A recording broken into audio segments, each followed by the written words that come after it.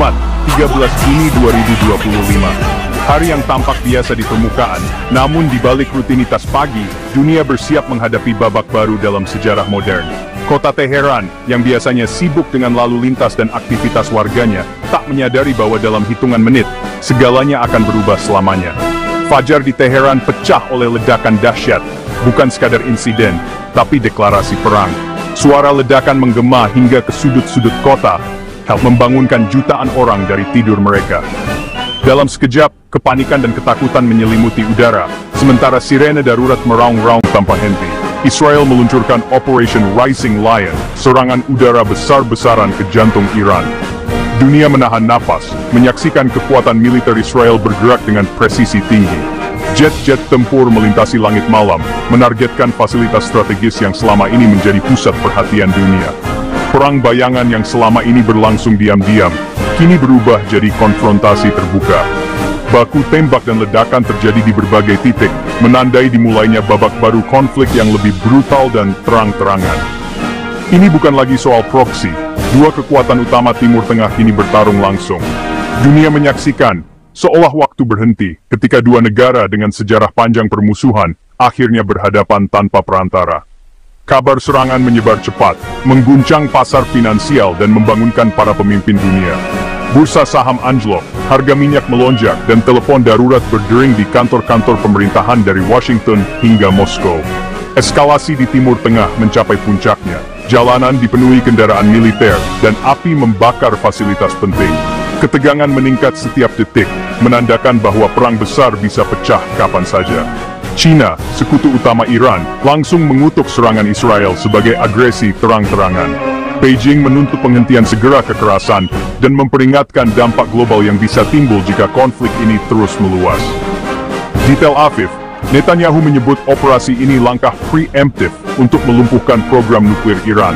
Ia menegaskan bahwa Israel bertindak demi mempertahankan eksistensi negaranya dan tidak akan mundur dari ancaman apapun. Israel menegaskan tak akan membiarkan Iran memiliki senjata pemusnah massal. Setiap rudal yang diluncurkan adalah pesan tegas bahwa keamanan nasional adalah harga mati, dan dunia harus memilih di pihak mana mereka berdiri. Namun serangan ini juga menargetkan petinggi militer dan ilmuwan Iran. Pukulan telak yang pasti memicu balasan. Iran segera mengerahkan pasukan elit dan memperketat pengamanan di seluruh negeri, bersiap menghadapi serangan lanjutan atau bahkan membalas dengan kekuatan penuh. Dunia terbelah antara pembenaran keamanan nasional dan tuduhan pelanggaran hukum internasional. Sidang darurat PBB digelar, sementara demonstrasi pecah di berbagai negara, menuntut perdamaian dan keadilan. Kekuatan besar mulai mengambil posisi. AS menyerukan pengekangan, Rusia menyalahkan Barat, dan dunia terjebak dalam ketegangan diplomatik yang belum pernah terjadi sebelumnya. China melihat peluang menegaskan pengaruh globalnya. Beijing menawarkan diri sebagai mediator, namun juga memperkuat aliansi dengan negara-negara Timur Tengah, menambah lapisan kompleksitas dalam krisis ini. Fajar di Teheran menyalakan api yang bisa membakar dunia. Setiap detik yang berlalu, ketegangan meningkat, dan dunia menunggu dengan cemas apa yang akan terjadi selanjutnya. Operasi ini bukan hanya soal militer, tapi juga pertaruhan geopolitik global. Setiap langkah, setiap keputusan, bisa mengubah peta kekuatan dunia dan menentukan masa depan generasi mendatang. Semua mata kini tertuju ke Timur Tengah. Krisis baru saja dimulai, dan dunia menahan napas, menunggu babak berikutnya dari sejarah yang sedang ditulis di hadapan kita. Operasi Rising Lion adalah simfoni kehancuran terencana. Ratusan jet tempur Israel menghantam lebih dari 100 target strategis di Iran. Fasilitas nuklir Natanz dan Fordo jadi sasaran utama, bersama pusat riset rudal dan markas militer. Beberapa jenderal IRGC dan ilmuwan nuklir tewas, pukulan pada otak program nuklir Iran. Serangan juga menimbulkan korban sipil, memicu kepanikan massal. Israel mengklaim ini balasan atas serangan siber Iran, tapi dunia melihatnya sebagai puncak ketegangan bertahun-tahun. Dengan uranium Iran hampir mencapai level senjata, Israel memilih bertindak. Timur Tengah dan dunia kini menanggung konsekuensinya. Di Teheran, duka mendalam menyelimuti kota. Ribuan orang turun ke jalan, wajah-wajah mereka dipenuhi kesedihan dan kemarahan. Suasana berkabung berubah menjadi gelombang emosi yang membara, seolah-olah seluruh negeri bersatu dalam satu suara, menuntut keadilan dan balasan atas serangan yang terjadi. Di tengah lautan manusia, Ayatollah Khamenei berdiri tegak, suaranya menggema di antara massa.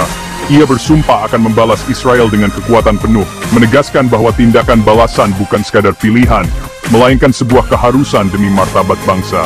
Jalanan dipenuhi massa yang marah, meneriakkan slogan-slogan anti-Israel dan anti-Amerika. Bendera Israel dan AS dibakar di tengah kerumunan, menjadi simbol kemarahan rakyat yang tak terbendung. Spanduk dan poster menuntut aksi nyata dari pemerintah. Iran bergerak cepat. Posisi militer yang kosong segera diisi, sistem pertahanan udara diaktifkan di berbagai penjuru kota. Tentara dan peralatan militer dikerahkan untuk menghadapi segala kemungkinan serangan balasan. Pasukan elit Quds dan Garda Revolusi Iran dikerahkan ke perbatasan barat. Konvoi militer bergerak tanpa henti, memperkuat garis pertahanan dan bersiap menghadapi eskalasi yang lebih besar. Balasan datang dengan cepat dan dahsyat. Ratusan drone dan rudal diluncurkan dari Iran, menghujani langit Israel di malam hari. Ledakan dan cahaya di langit menandai dimulainya babak baru dalam konflik ini. Sistem pertahanan Iron Dome Israel bekerja keras, mencegat sebagian besar serangan.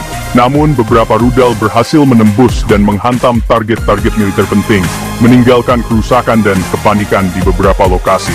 Pemerintah Israel segera mendeklarasikan status darurat nasional. Tentara cadangan dipanggil pulang, pasukan reguler dimobilisasi, dan seluruh negeri bersiap menghadapi ancaman yang belum pernah terjadi sebelumnya. Ketegangan meningkat tajam, bentrokan bersenjata pecah di perbatasan, tank-tank bergerak di medan perang, dan baku tembak terjadi di tengah malam. Ini bukan lagi konflik satu arah. Perang terbuka telah dimulai, melibatkan kedua belah pihak secara langsung. Siklus kekerasan kini mengancam menyeret seluruh kawasan ke jurang kehancuran. Kota-kota hancur, ribuan warga sipil terpaksa mengungsi, dan ketidakpastian menyelimuti masa depan Timur Tengah. Dunia menahan napas, menanti bagaimana babak kelam ini akan berakhir. Api konflik menyebar ke seluruh Timur Tengah. Hizbullah di Lebanon siaga penuh, mengancam membuka front utara Israel. Suriah dan milisi pro-Iran memperkuat posisi di dekat Golan. Irak jadi medan rawan, milisi pro-Iran mengancam aset AS. Yordania menembak jatuh drone dan rudal Iran, berisiko memicu kemarahan Teheran. Negara-negara Teluk meningkatkan pertahanan, khawatir jadi target berikutnya. Selat Hormuz diawasi ketat, satu kesalahan bisa lumpuhkan pasokan energi global. China bereaksi keras, mengutuk Israel dan memihak Iran. Stabilitas Iran vital bagi ekonomi dan energi China. Beijing segera menggelar pertemuan darurat dan mengerahkan kapal induk ke Laut Arab.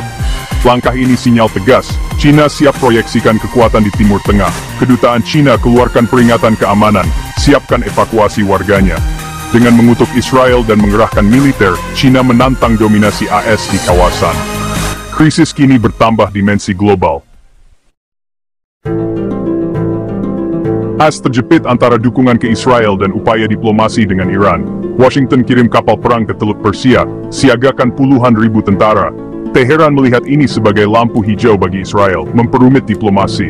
Rusia mengutuk Israel, serukan sidang darurat PBB, dan menyalahkan Barat. Di PBB, AS dan Rusia China bersitegang, dunia terbelah di meja diplomasi.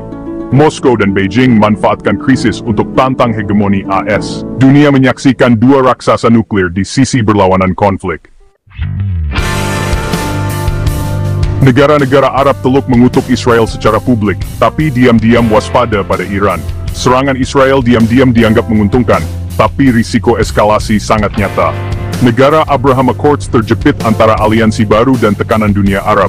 Qatar dan Oman intensifkan diplomasi, jadi mediator krisis. Mesir dan Yordania tingkatkan kewaspadaan, khawatir konflik meluas. Dunia Arab terpecah antara permusuhan ke Israel, ketakutan pada Iran, dan keinginan stabilitas. Semua berusaha mencegah api konflik menyebar ke wilayah mereka. Konflik di jantung kawasan minyak langsung mengguncang pasar global. Harga minyak melonjak tajam, pasar saham dunia anjlok. Investor beralih ke aset aman, emas cetak rekor baru. Ancaman stagflasi menghantui ekonomi global. Wilayah udara ditutup, ratusan penerbangan dibatalkan, rantai pasokan terganggu. Jutaan warga sipil mulai mengungsi, krisis kemanusiaan membayangi. Konflik regional di Timur Tengah berdampak ke seluruh dunia, dari harga bensin hingga pengiriman barang. Pemerintah dunia kini hadapi tantangan ganda krisis geopolitik dan ancaman resesi. Debu pertempuran belum reda, dunia bertanya-tanya dengan cemas, apakah ini awal perang dunia baru? Ketegangan di Timur Tengah kini terasa di seluruh penjuru dunia. Setiap ledakan, setiap berita terbaru, membuat jutaan orang menahan napas, khawatir akan masa depan yang tak pasti. Di ruang-ruang keluarga, di jalanan, dan di ruang rapat para pemimpin dunia, pertanyaan yang sama menggema. Seberapa dekat kita dengan bencana global berikutnya?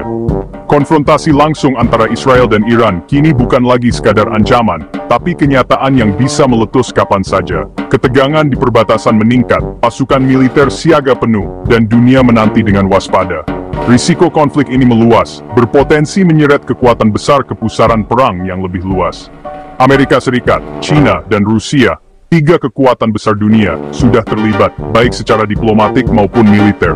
Ketiganya saling mengawasi, siap bereaksi terhadap setiap perkembangan. Potensi benturan global kini bukan sekadar teori, tapi ancaman nyata yang menghantui setiap keputusan. Sejarah mengajarkan kita bahwa perang dunia seringkali bermula dari krisis regional yang tak terkendali. Dari percikan kecil, api besar bisa menyebar, menelan negara-negara yang awalnya hanya jadi penonton.